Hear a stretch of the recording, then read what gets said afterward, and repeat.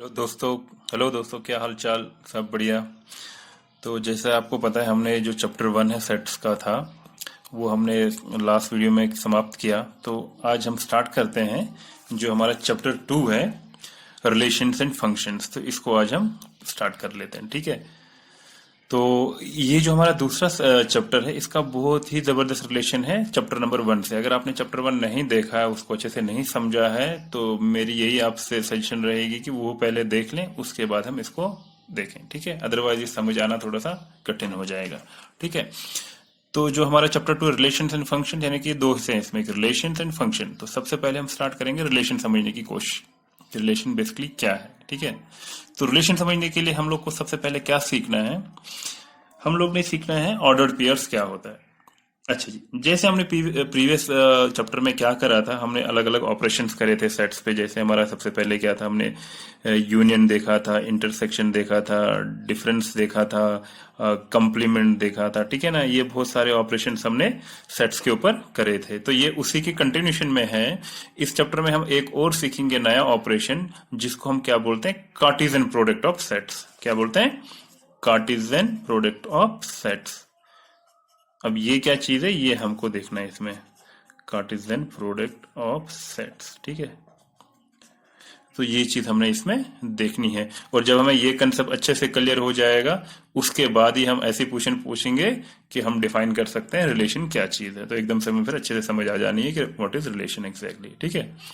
तो इसमें सबसे पहले कार्टेशियन प्रोडक्ट में सीखने के लिए सबसे पहले हमें क्या सीखना पड़ेगा कि भाई ये ऑर्डर्ड पेयर क्या चीज है, ठीक है जी। What is ordered pairs. अब ये ऑर्डर्ड पेयर का क्या मतलब होता है, ठीक है।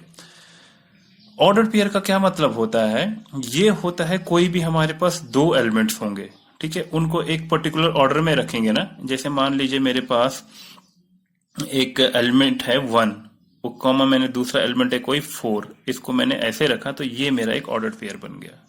अब ये 1 और 4 क्या है, ये किस ऑर्डर में हमने लिखा, ये इसका काफी महत्व है कि मतलब ये एक अलग चीज है। कहने का मतलब अगर मैं 4, 1 लिखूं, तो ये दोनों आपस में बराबर नहीं है, क्योंकि अगर पहले 1 है तो दूसरा तभी बराबर होगा, और दूसरे केस में भी ऑड पेयर में जो हमारा पहला एलिमेंट 1 ही होना चाहिए, तब जाके बराबर होंगे। अगर इधर उधर करेंगे वो नहीं चलेगा, ठीक है। तो अब मैं मान के चलता हूं, अगर मान लीजिए मेरे पास दो सेट्स हैं, ठीक है। मान लीजिए मेरे पास एक सेट ए था जिसके एलिमेंट थे 1, 2, 3, और एक सेट बी था जिसके एलिमेंट थे 4, 5, 6, ठीक है। ये मेरे दो सेट्स थे और ये इनके क्या थे, एलिमेंट्स थे, ठीक है। अब ऑर्डर्ड पेयर से क्या मतलब है, हमें क्या करना है, एक पेयर लेना है। कोई भी पेयर जो होगा, जनरल इक्वेशन अगर मैं एक बता दूं कि एक पेयर हमारा ए कॉमा बी एक ऑर्डर्ड पेयर हो सकता, कब, इसी ऑर्डर में, ठीक है। कंडीशन क्या है कि ये जो पहला इस ऑर्डर्ड पेयर का पहला एलिमेंट जो है ना, ये सेट ए को बिलोंग होना चाहिए, और जो हमारा इसमें दूसरा एलिमेंट है it must belong to set B. तब जाके हम इसको क्या बोलेंगे, ऑर्डर्ड पेयर, ठीक है। बात समझ आ गई अच्छे से आपको? होपफुली ये चीज आपको समझ आ गई होगी, ठीक है। और समझने की कोशिश करते हैं। अगर मैं यहाँ पे देखूं ये दो सेट्स हैं, तो क्या क्या ऑर्डर पेयर बन सकते हैं। मान के चलिए अगर मैं इसका सेट 1 ले लूं, इसका 4 ले लूं, तो ये भी एक ऑर्डर पेयर बन सकता है। मेरा 1 ले लूं इसका फिर से, और यहाँ मैं क्या ले सकता हूँ 5, ये भी एक ऑर्डर पेयर है। 1, 6 ये भी एक ऑर्डर पेयर है। फिर इसी तरह से मेरा 2, 4 भी एक ऑर्डर पेयर है। 2, 5 भी बन सकता है। 2, 6 भी बन सकता है। 3, 4, 3, 5, 3, 6 ये मेरे कुछ ऑर्डर्ड पेयर्स बन सकते हैं। किसके, अगर मैं इन दो सेट्स के एलिमेंट्स को ले लूं। देखिए आप कोई भी 1, 4 देख लिए, जो पहला एलिमेंट इन सारी 1, 2, 3, 4, 5, 6, 7, 8, ठीक है ना, 3, 3, 6, 3, 9 मेरे पास ऑर्डर पेयर। तो मैंने क्या नोट करा कि जो फर्स्ट एलिमेंट है, first element of this ordered pair, element of ordered pair जो है वो हमेशा बिलोंग किसको कर रहा है, सेट ए को। कोई सा भी ले लीजिए, देखिए मैं ये ले लूं 2, 5, तो 2 मेरा किस में है, सेट ए में। और जो दूसरा एलिमेंट है इसका, जो सेकंड एलिमेंट होगा इस ऑर्डर्ड पेयर का, वो किसको बिलोंग करेगा, हमेशा बी को, ठीक है। तो होप ये आपको समझ आ गया कि ये ऑर्डर्ड पेयर क्या होता है। क्या समझा हम, ऑर्डर पेयर का यही मतलब है कि अगर हम दो एलिमेंट्स ले लेते हैं, उनको एक इन ब्रैकेट्स में रख लेते हैं, और क्या कंडीशन रहेगी कि पहला एलिमेंट जो होगा वो पहले सेट को बिलोंग करेगा और जो दूसरा एलिमेंट होगा वो दूसरे को बिलोंग करेगा। तो इसका मतलब है, और दूसरी क्या चीज देखी हमने कि इसका ऑर्डर बड़ा इंपॉर्टेंट मैटर करता है, ठीक है। यानी कि 1,4 और 4,1 they are two different ordered pairs, ठीक है जी। ये चीज आपको समझ आ गई। तो दो ऑर्डर्ड पेयर्स कब बराबर होंगे, अभी एक पॉइंट आता है कि हम तभी बोल सकते हैं, मान लीजिए अगर मेरे पास A1, B1 एक ऑर्डर्ड पेयर है और दूसरा मेरे पास एक ऑर्डर्ड पेयर है A2, B2।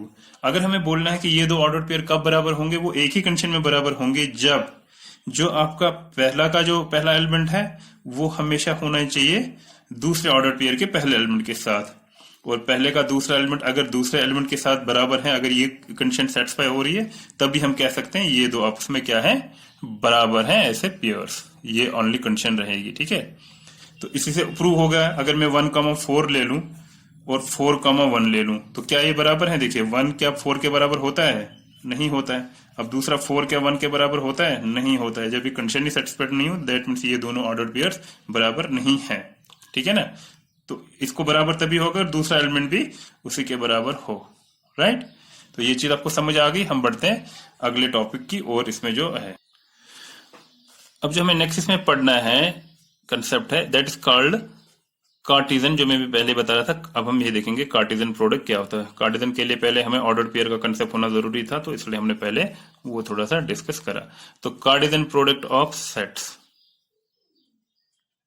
ठीक है जी। ये क्या मतलब हुआ? अब देखिए इसका क्या डेफिनेशन है। अगर मेरे पास दो सेट्स हैं A एंड B, कोई से भी नॉन एम्प्टी सेट्स है, यानी कि उनमें कुछ न कुछ एलिमेंट होना जरूरी है। फिर अगर मैं क्या करूं, जितने भी ये दो सेट है, इन दो सेट के कुछ एलिमेंट्स होंगे, ठीक है।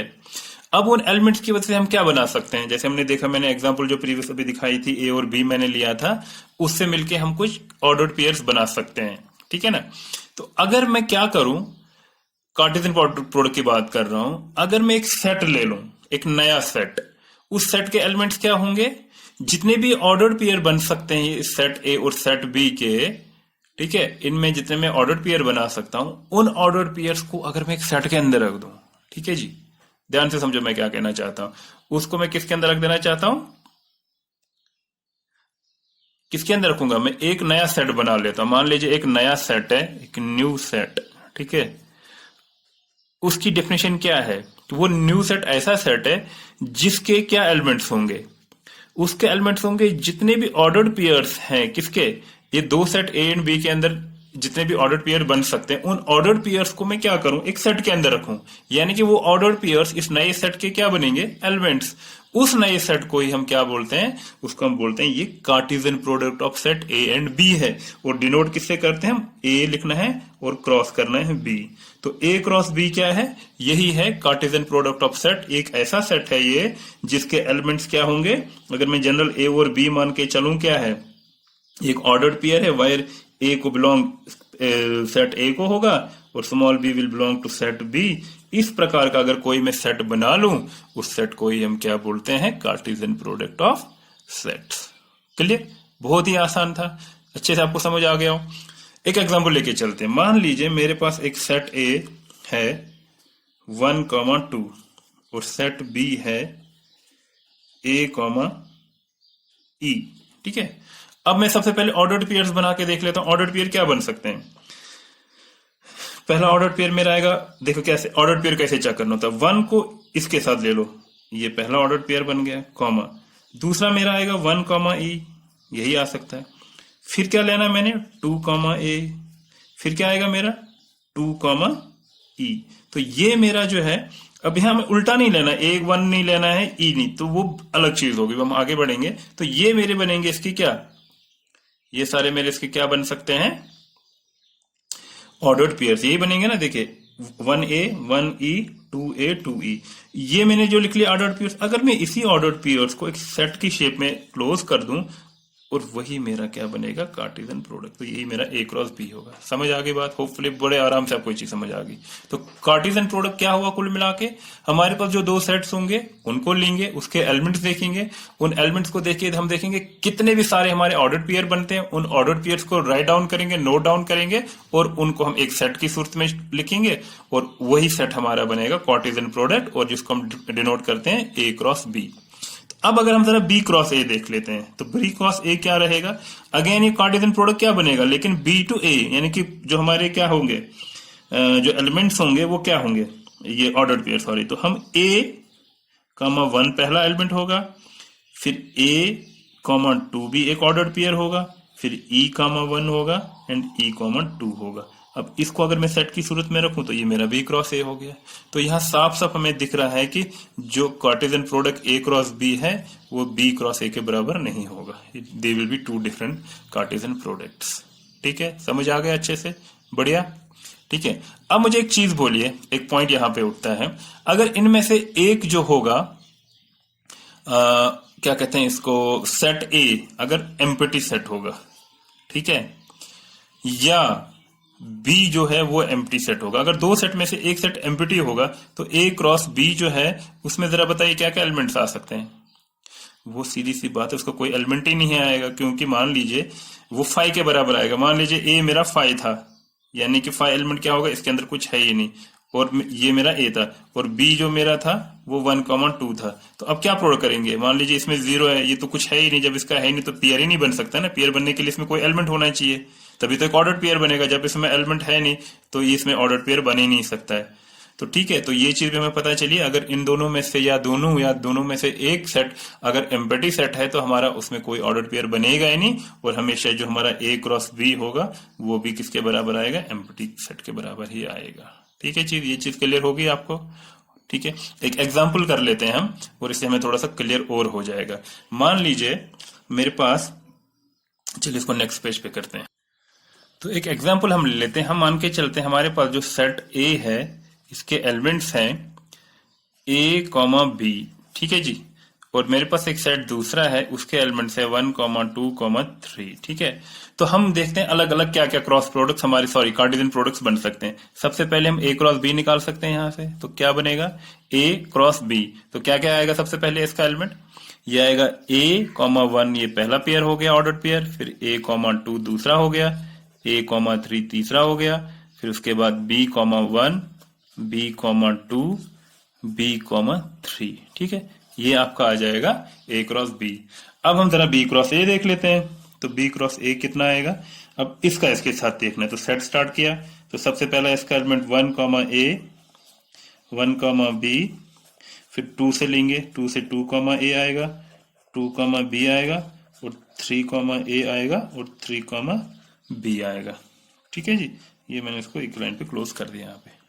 अब और क्या क्या इसका कार्टेशियन प्रोडक्ट बन सकता है, अगर इन दो सेट्स की बात, ए क्रॉस बी बन गए, बी क्रॉस ए, हम ए क्रॉस ए भी तो निकाल सकते हैं, उसमें क्या दिक्कत है, ए क्रॉस ए निकाल के चेक कर लेते हैं कि ए का ए ही के साथ है, यानी कि ए बी। तो सबसे पहले ए कॉमा ए आएगा, ए कॉमा बी आएगा, फिर आएगा हमें बी कॉमा ए, और आएगा बी कॉमा बी। तो ये 4 एलिमेंट्स बन सकते हैं, ऑर्डर्ड पेयर होंगे ए क्रॉस ए। तो सिमिलरली जरा बी क्रॉस बी देख लें, तो बी क्रॉस बी कितना आएगा, सबसे 1 2 3, तो 1 कॉमा 1, 1 कॉमा 2, 1 कॉमा 3 हो गया पूरा। फिर हमसे 2 कॉमा 1 ले लेंगे, 2 कॉमा 2, 2 कॉमा 3, फिर 3 से स्टार्ट होगा, 3 कॉमा 1, 3 कॉमा 2 एंड 3 कॉमा 3। इतने सारे ऑर्डर्ड पेयर्स हमें बनेंगे किसमें, बी क्रॉस बी में। और क्या ले सकते हैं, अब देखिए इंटरसेक्शन हमने कर रखा है, अब हम क्या लेंगे, अगर मैं आपको बोलूं, ये भी देखिए हमें एक नई चीज पता चल सकती है यहाँ पे। हम इस पे देखें, मैंने ए क्रॉस ए भी निकाल दिया, बी क्रॉस बी निकाला, A cross B, B cross A. अब मैं अगर आपको बोलूं कि मुझे एक वो सेट निकालिए ए क्रॉस बी का इंटरसेक्शन बी क्रॉस ए, ये भी तो एक सेट हो सकता है ना, set of ordered pairs is equal. मैं क्या करूंगा, ए क्रॉस बी इंटरसेक्शन में पता है ये, A cross B intersection B cross A का यहाँ क्या मतलब होगा कि भाई जितने एलिमेंट्स हमारे ए क्रॉस ए में होंगे और बी क्रॉस ए बी ए में होंगे, तो उन दोनों सेट्स में जो जो हमारा कॉमन एलिमेंट होगा, यहाँ इन केस में हमारा कॉमन ऑर्डर्ड पेयर होगा, उसको लेंगे। तो चलिए देखते हैं, ए क्रॉस बी का सबसे पहला एलिमेंट क्या है, ए कॉमा 1, तो हम देखेंगे बी क्रॉस ए में है A,1 कहीं कहीं भी नहीं है। फिर A,2 नहीं है, A,3 इसमें नहीं है, B,1 नहीं है, B,2 B,3 नहीं है। तो यानी कि इसमें तो कोई भी एलिमेंट नहीं, ये मेरा सीधे सीधे किसके बराबर आ गया, 5 के बराबर आ गया। ठीक है, कर सकते हैं ना, क्योंकि इन दोनों के बीच में कोई भी एलिमेंट कॉमन नहीं था। क्लियर? मुझे लगता है इससे आपको काफी क्लियर हो गया होगा ऑर्डर्ड पेयर का। एक चीज हम और नोट करें, जैसे मुझे जिस दिमाग में आया तो बताना लाजमी समझा। अभी हमने देखा जब मेरे पास number of elements in set A क्या था, 2 था ऊपर वाली एग्जांपल में, और number of elements in set B कितना था, 3 था। और मैंने जब देखा number of element in A cross B कितना था, देखिए 1 2 3 4 5 6 था, 6 था कि नहीं? ठीक है, फिर मैंने जब ये चीज होगी, अब जब मैंने number of elements in A cross A check करता हूं कितना था, यानी कि जब ए क्रॉस ए मैंने देखा 1 2 3 4, तो ये 4 आया था। इसी तरह अगर मैं चेक करूं number of elements in B cross B कितना आया था, 1 2 3 4 5 6 7 8 9, तो 9। तो आपने एक चीज नोट करी, हमें ये पता चला कि जब हम देखते हैं, जब हम क्रॉस कार्टेशियन प्रोडक्ट लेते हैं, और अगर हमें ये देखना हो कि उसमें नंबर ऑफ एलिमेंट्स कितने हैं या नंबर ऑफ ऑर्डर्ड पेयर्स कितने हैं, फॉर दैट मैटर बात एक ही हुई, क्योंकि जो इसके एलिमेंट्स हैं वो तो ऑर्डर्ड पेयर्स ही हैं ए क्रॉस बी के। वो कितने होते हैं, वो डिपेंड करता है जितने हमारे number of elements in A होगा और number of elements in B. देखें यहाँ 2 था और यहाँ 3 था, ए क्रॉस बी में कितना है 6, जो 2 × 3 था। ए क्रॉस ए में 4 क्यों आया, क्योंकि ए में भी 2 था, ए में भी 2 था, 2 × 4। अब यहाँ 9 क्यों आया, क्योंकि बी में भी 3 एलिमेंट थे, फिर से 3 × 3। तो हमारे पास फॉर्मूला क्या निकला कि number of elements in Cartesian product क्या है, जो कार्टेशियन प्रोडक्ट ऑफ सेट है, तो क्या है वो, that is equal to what, product of number of elements in set A into number of elements into set B. यानी कि जिसका भी प्रोडक्ट होगा ना, उन दोनों में जितने एलिमेंट्स होंगे उनको मल्टीप्लाई करो। मान लीजिए मेरे पास, मैं ये मान के चलता हूं कि मेरे पास एक सेट ए है, उसमें नंबर ऑफ एलिमेंट्स 10 है, और सेट बी है जिसमें नंबर ऑफ एलिमेंट्स 20 है। तो मेरे पास number of elements A cross B कितना होगा, फिर सिंपली 10 × 20 इज 200। तो इतने नंबर ऑफ उसमें क्या होंगे, एलिमेंट्स होंगे। ठीक है, ये क्लियर हो गया बच्चों अच्छे से? ठीक है जी। अब हम इसी का थोड़ा सा एक्सटेंशन देखते हैं। जैसे हमारे अभी कार्टेशियन प्रोडक्ट ऑफ 2 सेट्स है, अगर हमें कभी बोला गया हो कि भाई कार्टेशियन प्रोडक्ट ऑफ 3 सेट्स निकालो, तो वो क्या होगा, कार्टेशियन प्रोडक्ट ऑफ 3 सेट्स, है ना। तो मान के चले अगर मेरे पास सेट ए है, बी है और सी है, इसका कार्टेशियन प्रोडक्ट कैसे लिखेंगे, अब ये तो हमें पता चल गया, उसको डिनोट करेंगे ए क्रॉस बी क्रॉस सी, ये चीज हमें। तो ये क्या सेट होगा, ये सेट होगा अगेन, अब यहां जैसे ऑर्डर्ड पेयर था ना, तो यहां ऑर्डर्ड ट्रिपलेट होगा। पेयर मींस उसमें 2 एलिमेंट थे, तो यहां कितने एलिमेंट होंगे, 3। तो यानी कि उसमें ए बी सी एलिमेंट्स होंगे, where A belongs to set A, B belongs to set B and C belongs to set C. तो ये होंगे उसके एलिमेंट्स, ठीक है ना, ए बी सच दैट ये हमारा इसके बराबर होगा। क्लियर हुई बात? एक एग्जांपल से समझने की कोशिश करते हैं ये कैसे निकालेंगे। मान लीजिए मेरे पास सेट ए जो है उसके एलिमेंट्स हैं 1, 2, सेट बी के एलिमेंट्स है 3, 4, और सेट सी जो है मेरा 4, 5, 6 लेके चलते हैं, ठीक है ना। अब हमारा यहाँ पे क्या होगा, हमें ए क्रॉस बी क्रॉस सी निकालना है। तो हम सबसे पहले क्या करेंगे, एक आसान तरीका, सबसे पहले हम निकालेंगे ए क्रॉस बी। तो यहां पे देखेंगे ए क्रॉस बी कितना होगा, वो एक सेट बनेगा जो इन दोनों का, अब देखिए इसमें 2 एलिमेंट्स है 2, तो ओब्वियसली उसमें 4 एलिमेंट्स होंगे। तो क्या आएगा सबसे पहले 1, 3, फिर आएगा 1, 4, फिर आएगा 2, 3, फिर आएगा 2, 4।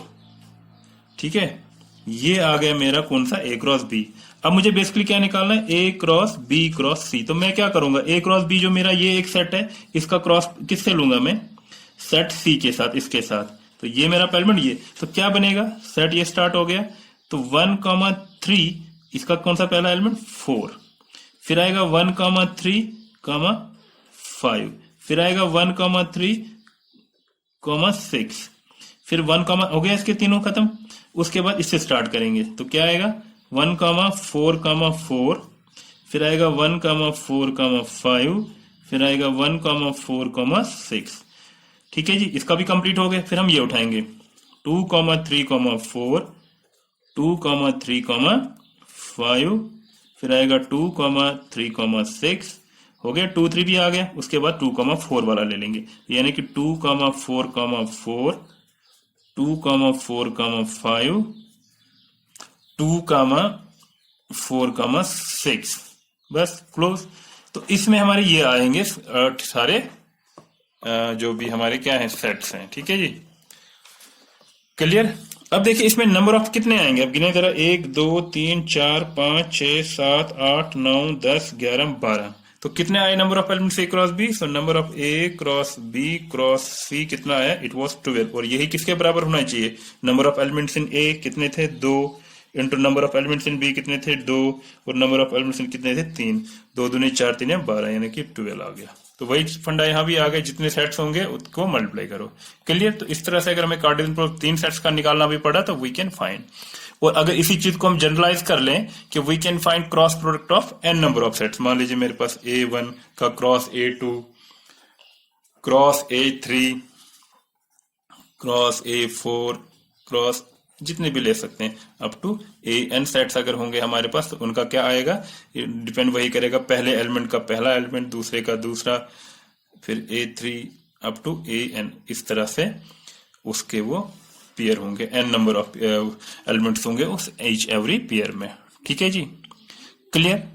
तो हमने ये चीजें दो सीखी। एक सीखा हमने कि कार्टेशियन प्रोडक्ट 2 सेट्स का कैसे निकालते हैं, 3 सेट्स का कैसे निकालते हैं, और ये भी सीखा कि जो हमारा कार्टेशियन प्रोडक्ट जो नया सेट होगा ये ए क्रॉस बी, इसमें जो नंबर ऑफ एलिमेंट्स अगर हमें निकालने होंगे, ये भी देखा कि वो नंबर ऑफ एलिमेंट्स ऑफ जिन सेट्स का हमें कार्टेशियन प्रोडक्ट निकालना है उसी के प्रोडक्ट के बराबर होगा। ये चीज हमने सीख ली।